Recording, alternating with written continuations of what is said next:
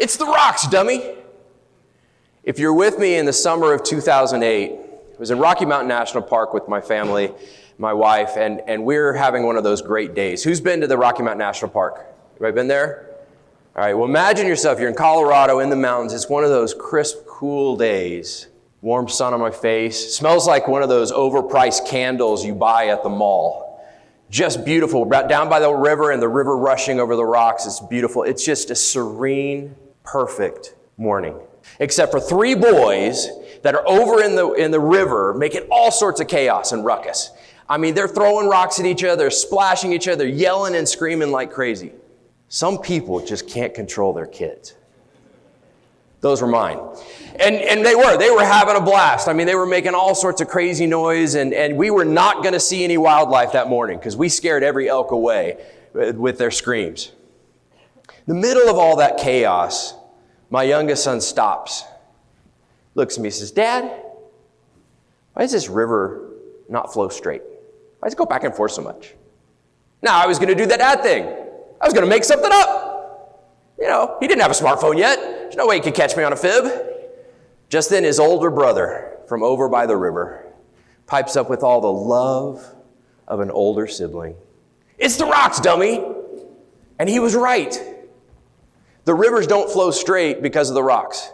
The rocks cause it to slow down or speed up. It causes it to twist and turn and move around. We like to think of those and usually think of those as just straight up obstacles, challenges, things that get in the way.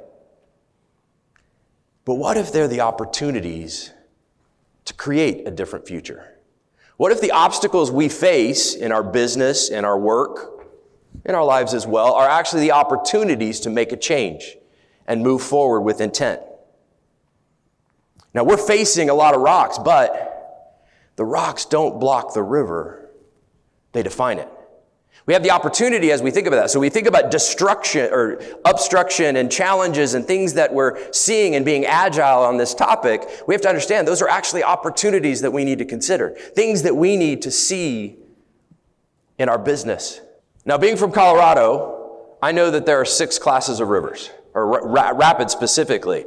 Anybody been whitewater rafting? Anybody had some fun? Some good money? So maybe, it's class 1. It's a nice, easy flow. Everything at work is going smooth, but really you're probably on vacation. Class 2, a little bit more bumpy. There's some jostling going around, a little bit of splashing, a little bit of things to get us wet and worry about. In class 3, a little more. But you're still in control at those levels. You're still seeing where you're going and understanding it. But you're starting to see the thrill. Now, class 4.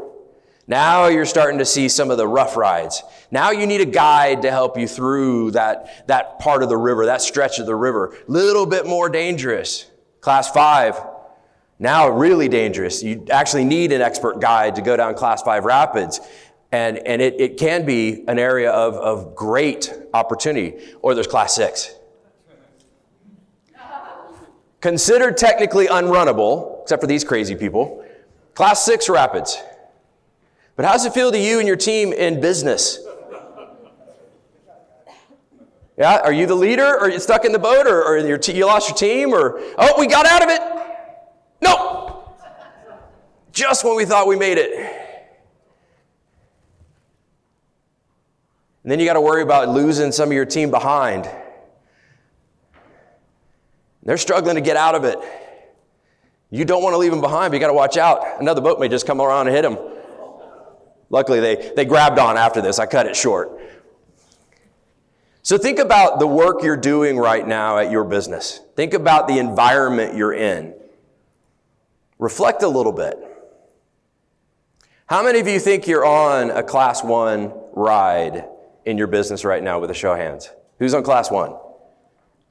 I usually, and don't ever think I'll ever see someone on class 1. All right, who's class 2? Maybe class 2 or 3. Little bouncy, but still, pretty much in control. I got a couple of hands. All right, who's class maybe 4? Little bit really rough and rocky. How about class 5? All right, a lot more. How about class 6s? Oh, we actually have a couple of class 6s. We have to understand that and understand the opportunities that this time presents us, because this environment is more tumultuous than we usually see. We're engaging in change at a rate that's really, hard to understand. But to understand where we're going, let's take a look at where we've been. So over the last many decades, we've seen a shift in business. And if you're like me and been around long enough, you've seen through a lot of these. But back in the original, basically prior, everything was kind of face-to-face with a handshake, eye to eye, right? There's a lot of focus. But we did start looking at customer service as a part of our business. We started looking at advertising and marketing, and brand perception became part of how we, engaged with our customers.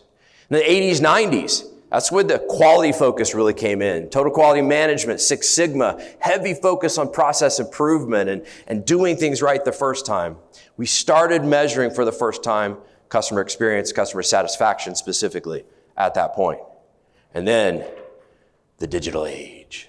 The digital era, internet, e-commerce, social media, everything was about speed, convenience, heavy focus on delivering. Again, something that just changed everything out from under our feet in that context. And there were talk at that point that the website's going to get rid of jobs, and we're not going to need people anymore, right? Back then, that sound familiar from today? 2010s, we started coining terms like the experience economy.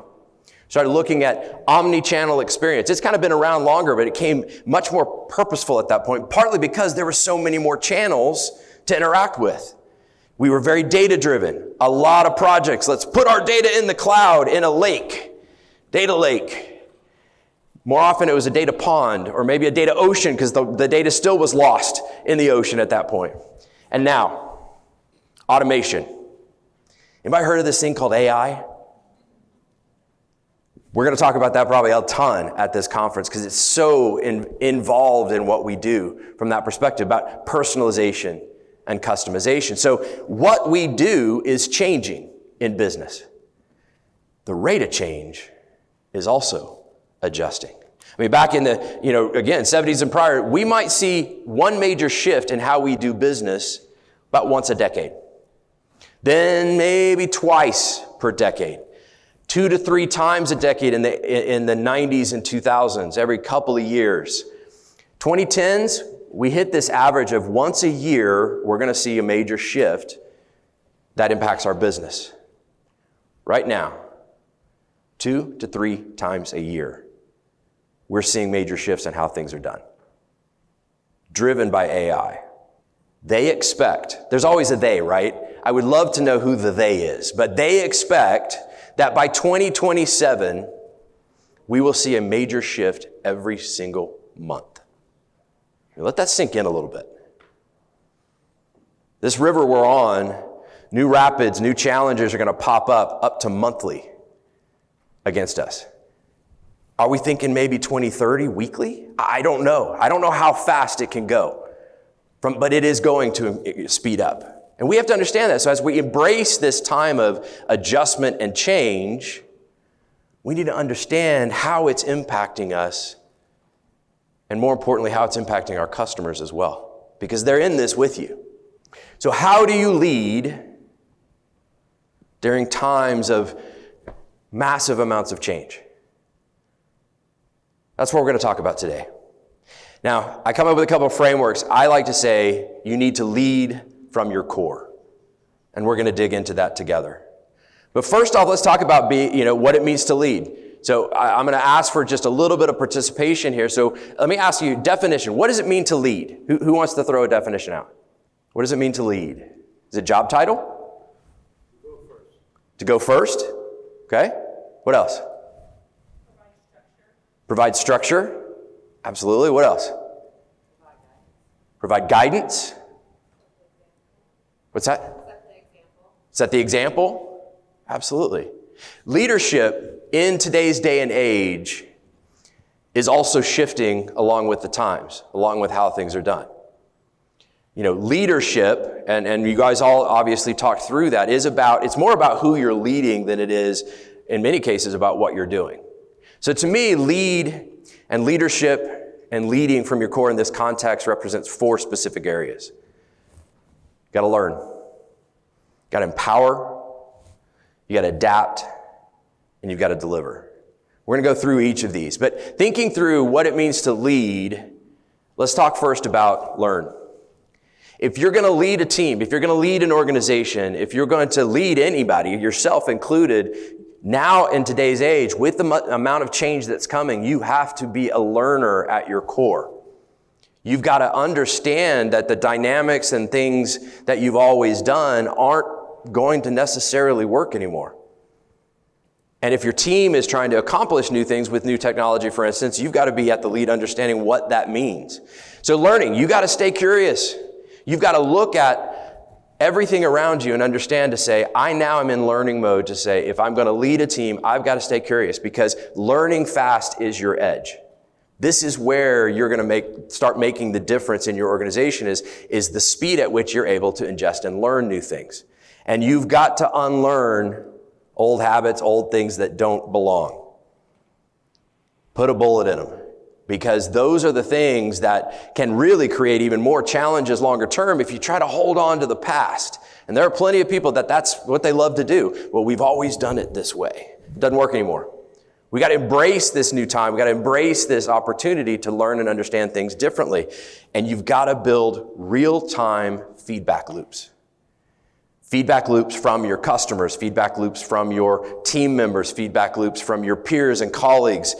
If you're going to learn, it needs to be a constant cycle. It's not you study like I did at the university and you take a test and then you forget everything you studied. It's not like that. You've got to understand that this is building upon building upon building. So as these things change, as we see new technology, as we see new ways of doing business, we see new ideas, they're all building on what we've already understood and already know.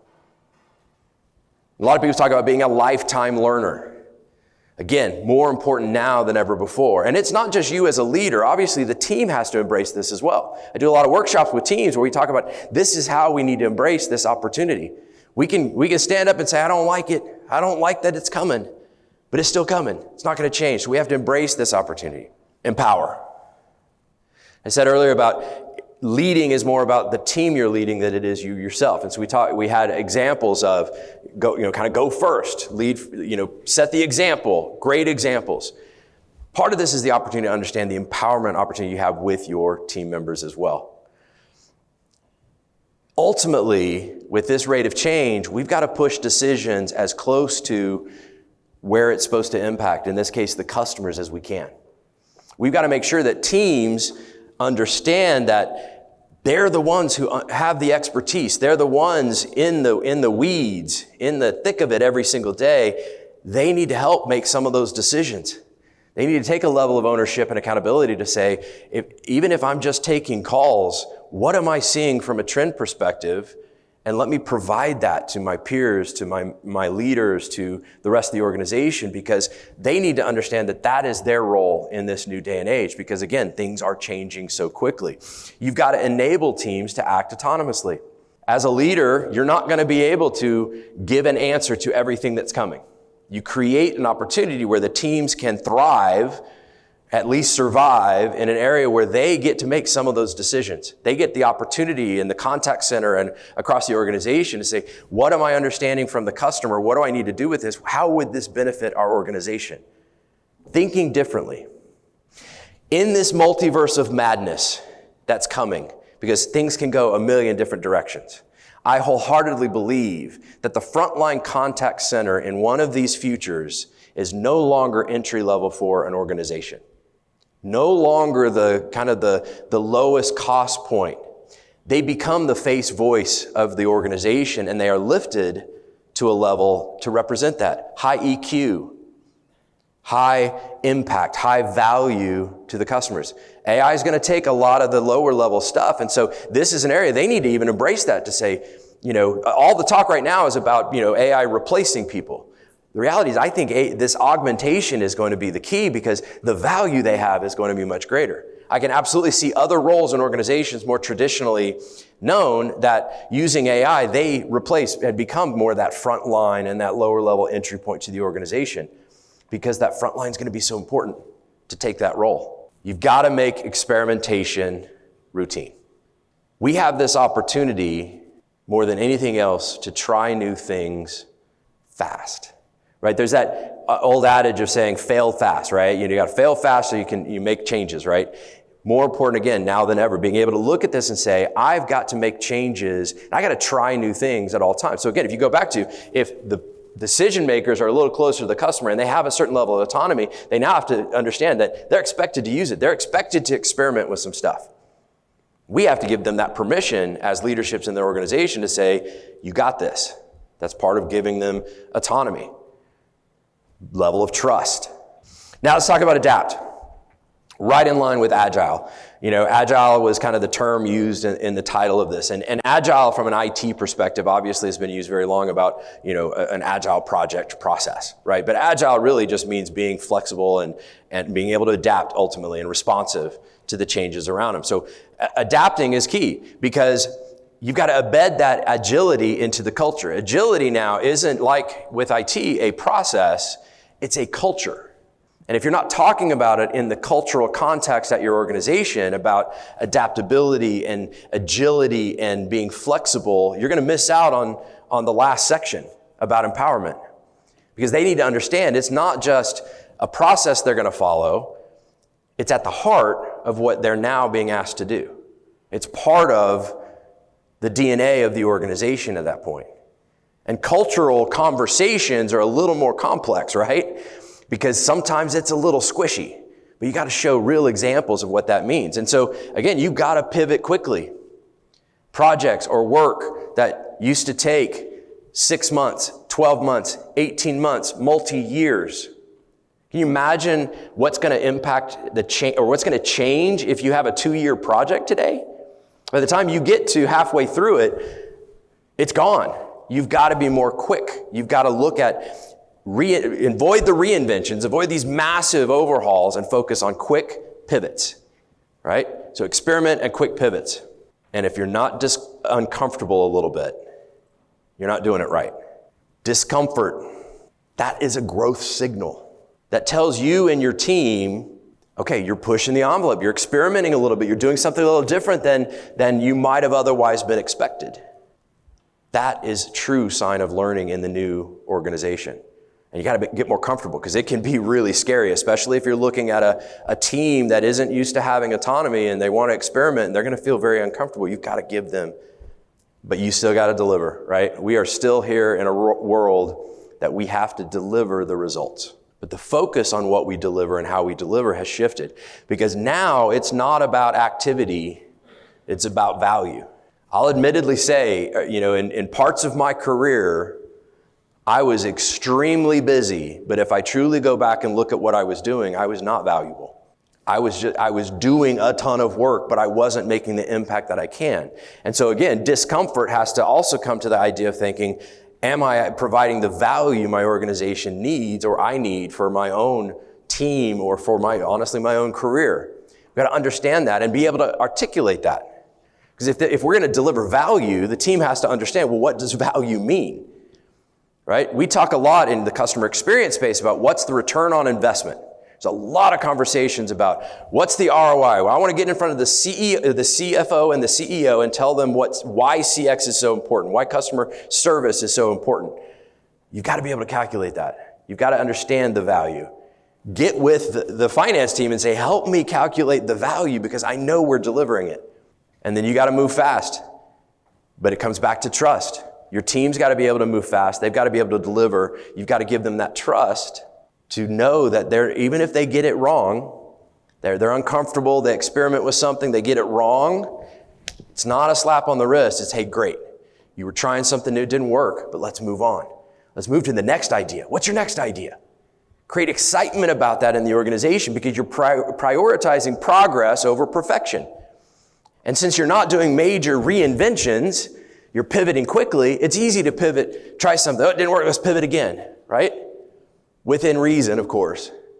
But trying those opportunities, doing that due diligence within the organization. Now I'm going to ask you to take a couple of minutes. So as you think about leading, and I want you to talk at your table real quick. Of these areas and of this change in today's world, what do you need to think about when you think about leading in your organization. So we're going to spend just a couple of minutes and I'll call you back. But I do want you to share at your table. I mean, these are the peers you're now going to be with for the next 3 days, and networking and learning from them and making that connection is going to be so important. So maybe this is a peer group now you can work with, understand. So spend a few minutes, not too many because I don't have that much time, but a few minutes talking about what are you going to look for from a leadership perspective out of this event over the next 3 days. All right. Now, I know I didn't give you enough time for everybody to talk. So let's come on back a little bit. Thank you very much. If you can hear me, clap once. If you can hear me, clap twice. Awesome. So this is the group you're here with today at this table. They are now can be your peer group for the rest of this week. And if you're here with people you know that you came with the organization, find other people too. So don't just go with that. So if lead is what you do, core in many ways is how you do it. So core represents for me 4 specific areas: clarity, ownership, resilience, and empathy. So let's jump into each of these. So clarity. When we think about what's going to happen in this new change, with things changing so quickly, more than anything else, we need to be clear in what that means. We need to be clear on focusing in a few areas, one of which is what matters most. I think of core overall as one of the most important things we've got. A lot of organizations, that's mission, vision, and values, and I've seen some great organizations that have really pretty things in the conference rooms that talk about mission, vision, and values, but they're not lived. This is more important now. This clarity, this focus on what matters most has to go back to the root. It's a document, but it's something that lives and breathes in the organization, that you're understanding the change and the purpose of what you're doing. Because you've got to cut through the noise. When things are changing so fast, it's absolutely easy to get overwhelmed. You're getting bombarded by new things. You're getting bombarded by challenges. You're still putting out fires every day, right? There's still that reactionary world that we live in. We got to cut through the noise and understand what is our true north. What is, from a clarity perspective, what is our purpose? And what are the values we're focusing on? What is that most important? Because you've got to anchor those decisions in your business through those shared priorities. This is not just a specific strategic bullet points. Here's our strategic initiatives for the year. There's more heart in it. Use stories. I always recommend, most people don't remember the statistics or the bullet points, right? I think it's 28% of managers can't name more than 3 of the strategic priorities for their organization, but they understand what they feel because they understand a story. They feel it.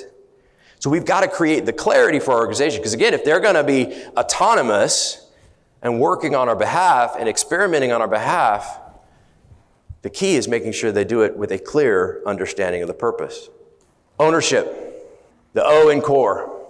First, as leaders, we gotta sign up. We gotta show the ownership. You got to make sure you're understanding what's yours and leading in that space, and let everybody do their things. You want to coordinate, but you don't want to worry about trying to do someone else's job. We don't have time for that, right? So you own what you own, and you got to make sure that you're not placing blame. Because again, if this is about experimenting and potentially failing fast, there's no blame in that world. You got to focus on that, and don't wait on people. Move forward, be ready to go. And then you've got to model that accountability. You've got to be the ones that show, hey, and maybe even that's, hey, I pivoted quickly and it didn't work. All right, that's on me. We're moving on to the next one. We're going to keep going and try something new. What's your ideas in that context? And then you got to understand that you got to turn problems into actions fast. These rocks are coming, and you've got to address them quickly and understand, what are you going to do about it? Because you're still rushing down that river. You're still flowing in your business and moving forward. You've got to turn those into action quickly around the experimentation, around that opportunity. So we've got to model this level of ownership and accountability from a business perspective. Resilience. Again, similar to the A in lead for adapt, but resilience, I'm repeating this topic twice in both sections. It's being steady under pressure and making sure that you're showing that people need that opportunity to do that as well. They need to understand that they got to be, because we got to recover quickly. We've got to lead longer. And what I mean by lead longer is it's easy to that didn't work, pivot, As a leader, go back and make sure, hey, this is what we learned from it.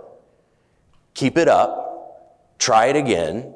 Don't pivot so quickly that you leave that group who maybe did something different and it didn't work out, leaving them feel like, oh, I really screwed up. No, reinforce it. Lead longer through that process. Finish the leading part and education part through that when those things happen and when those changes are made. We've got to create space for recovery as well. In ourselves, in our teams. Again, things are moving fast, fast, fast. We do have to take a step back and really periodically understand it's okay. Let's refresh, re-engage, try to do, some things, because we're talking about right now, 28% of people surveyed said they feel burned out always or extremely often. Almost a third of people. 76% say they feel burned out sometimes. So we're all in this environment, and that speed and that need to be agile in this process is only going to add to that challenge, and it's part of what we have to do. So we got to create the space as well. Empathy. Empathy is our superpower as humans. We have to lead with understanding. We have to not make assumptions and provide the room for people to have their experience and understand that they're okay. That you're going to lead in that context, because some people aren't going to be as comfortable with this being agile. They like structure. One of my sons hates a change of plans. He is very much he likes structure. But we have to be able to understand that and lead with empathy and still encourage them to move at that level and that speed. We got to tune into customer and team signals. We got to take checks. Check in with people, check in with folks to understand where they are and how they're doing. And then we've got to build that trust through connection.